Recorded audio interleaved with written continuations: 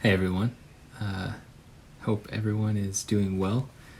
Having a good day today, whatever day this video finds you. Like I'm continuing to do, sending out these videos on spiritual disciplines, highlighting and focusing on a new one each week. So this last week, we focused on the discipline of meditation. And like I said in my last video, I would love to hear how you guys are engaging this content. If you were able to meditate sometime this week, if you were able to find a time, and again, it didn't have to be an hour, it didn't have to be necessarily, a long amount of time, but if you were able to engage the content, the practice, the discipline of meditation this week somehow, I would love to hear how that went for you, how the practice went, if it was hard, if it was easy, if you were able to do it at all, if you did it as a family, if you did it by yourself, where you did it. I would just love to hear how you're engaging. But like I'm continuing to do, I want to send another challenge, another focus and emphasis on another spiritual discipline out for this week. Again, I think spiritual disciplines are the same as any other practice. They may not come easy, and there may be some that you connect with more than others. As I've talked about a lot, I'm trying to learn guitar, and there are some chords that just come more naturally to me than other chords. Some chords are really hard. And in the same way, there might be some movements, some things that you guys do when you're playing sports, or some strategies or whatever that just come easier. I think it's the same for different spiritual practices, different spiritual disciplines. You guys have interests and desires and passions, and I think we connect with different practices or disciplines easier than others. So maybe meditation was your thing, maybe it wasn't, but I want to keep kind of moving the focus around each week to kind of expose you guys to different practices and disciplines, and also for us to be engaging in these. These are things that we think, that we know, that Christians for years and years have practiced and grown in spiritual formation and spiritual growth. These are practices and disciplines of connecting to God and his character and his nature. So, with all that said, the discipline for this week is encouragement. And I paused for a minute because I'm looking down at the book that I've been pulling from, the Spiritual Disciplines Handbook by Adele Calhoun. And she lumps in encouragement with another phrase, blessing others. I'll get to that in a minute, but I think it's really important, especially in the time that we're in, this quarantine time, this shelter at home or safer at home time. I've heard from you guys that you are bored, that you're tired of school, in the format of online. You miss your friends, you miss social gatherings. I miss you guys. I miss being with you. I miss seeing your faces in person. I think in this time, we're especially susceptible to loneliness, and isolation. If you don't want to be with your family, then you can go retreat to your room, and then you're alone, right? So I think isolation and loneliness are very real things for us right now. And what's interesting is that they were very real things for us before all of this started, but this has just amplified it even more. So I think that this discipline actually is really, really important for this time. If you think about it, encouragement is a way for you to encourage somebody else. It's a way for you to bless somebody else. And that's what Adele Calhoun says. This is a blessing for somebody else. One of my mentors in student ministry, and actually one of Kylie's old youth ministers, her name is Donna Stone.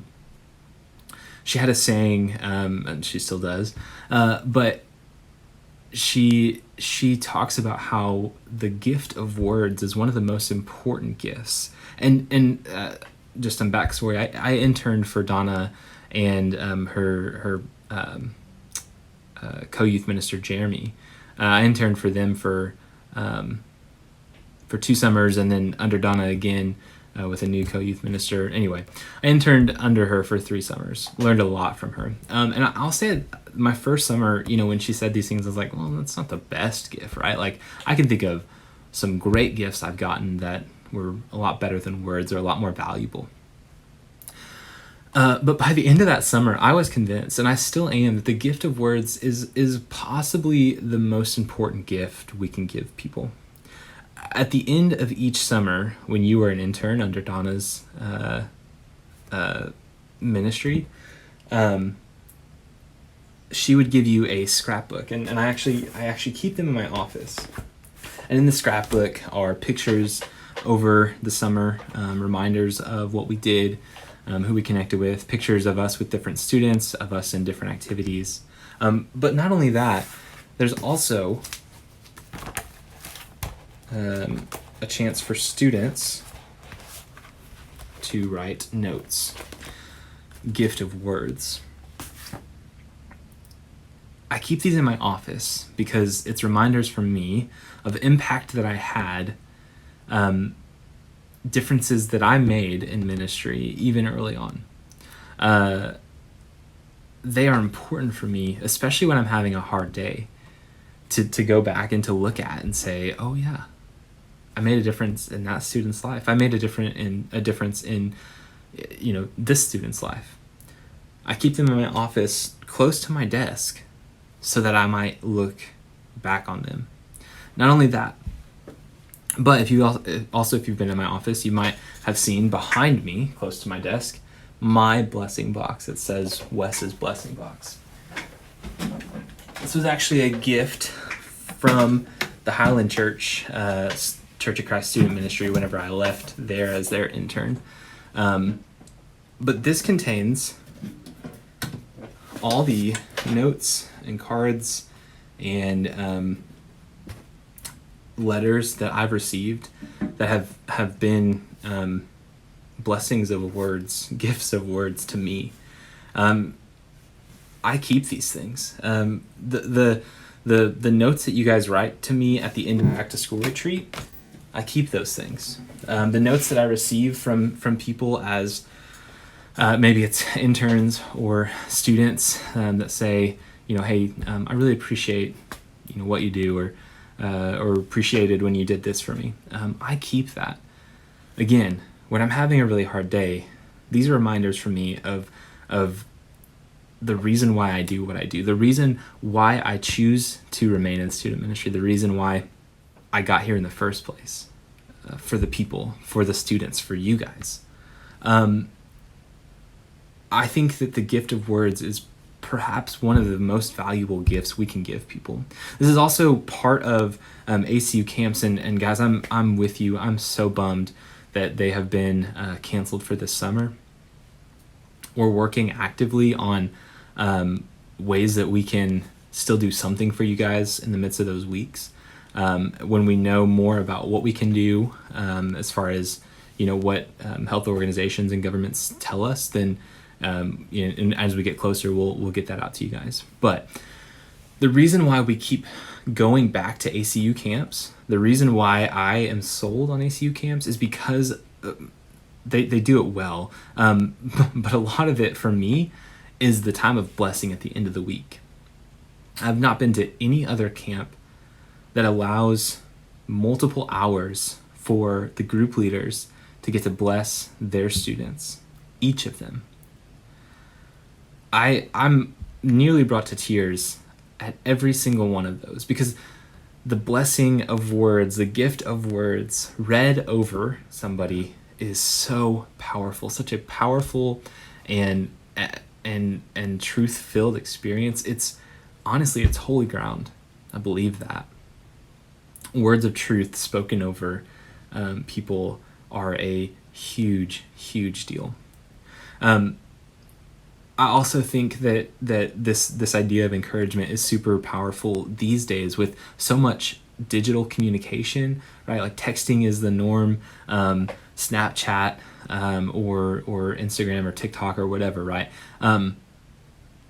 Sending digital communication is the norm. In fact, I send so many emails every week, but digital communication is the norm. Handwritten messages take a lot longer, but they're way more impactful. When was the last time you got a handwritten message or a handwritten letter? How is that different than something that was printed and given to you? For me, that's huge. When somebody writes me a handwritten note, that goes in my box, guys. The notes that you guys write to me at the end of back to school retreat, when I get to collect them, one of my favorite things is getting home from back to school retreat. I'm exhausted, I'm worn out, I'm so tired. I take a nap, but then I go through my bag finally, and I read the messages from you guys. And again, brought to tears.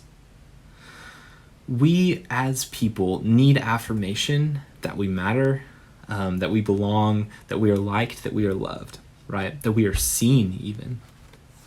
She says, Adele Calhoun in this section in her book, she says, each one of us comes into this world hungry for human welcome, blessing, and encouragement.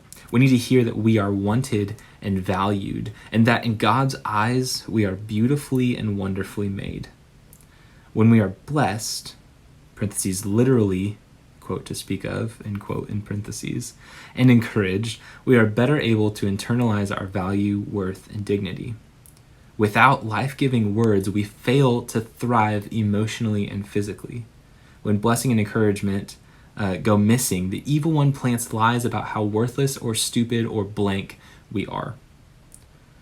When lies metastasize, they poison the joy and delight of being alive. So she's saying that when we're encouraged, we live more like God intends for us to live. When we are encouraged, we live a freer, happier, more joy-filled, more optimistic life. When those are missing, the evil one is doing his job better. And we just kind of let our guard down and let that happen. So what I want to ask of us this week is that we would encourage somebody else, that we would spend some time, maybe it's writing a note, maybe it's going and chalking someone's house on their driveway or sidewalk. Maybe it's our neighbors. Maybe it's going to a hospital or a assisted living place. Spend some time encouraging someone else. Spend some time writing some words of truth about somebody and blessing someone else with those words. We may not have gifts of financial value to give people, but what are ways you could spend some time writing some notes to people? In fact, Greenville Oaks has started this For Collin County initiative. That's what we're calling our community initiative. Last week was our first responders, basically our front line, our first responders, our medical workers, our healthcare workers, and those who are helping in assisted living or nursing homes or things like that. What are ways we might encourage those people? If you missed that, feel free to write them notes, even people that you might know. This week it's educators. How might we encourage all of our educators, those who are teaching you things, those who are teaching you online or whatever? Spend some time this week encouraging somebody else, blessing someone else with the gift of words. And also spend some time thinking about how those have made an impact for your own life. Again, I just showed you guys that those things make a difference for me, and I hold on to them because I treasure them. Think about how those have made a difference for you, and spend some time paying that forward. Spend some time writing a blessing, an encouragement to somebody else. Gifts of words for other people. Encourage one another this week. I love you guys. Miss you guys. If there's anything that Kylie and I can do in this time to be helpful to you, or for you or for your family, please let us know. Please don't hesitate to reach out. We'll talk to you later.